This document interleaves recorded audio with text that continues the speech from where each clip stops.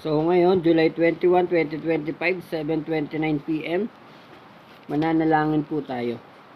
Maraming salamat po sa lahat ng bagay. Patawarin niyo po kami sa aming mga kasalanan,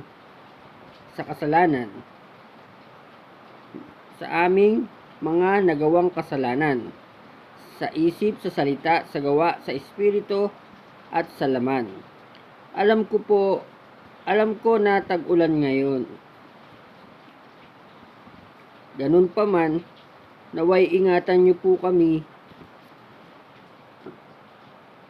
sa bawat sandali ng aming buhay. Huwag po ninyong hayaan makapaminsala sa amin ang tag-ulan na ito.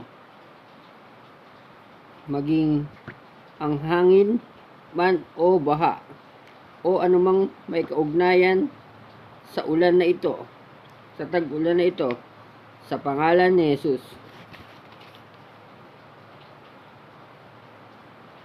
Ito po yung panalangin natin para sa ulan sa araw na ito. Kasi medyo tag-ulan, mahaba-haba na po yung ulan, no?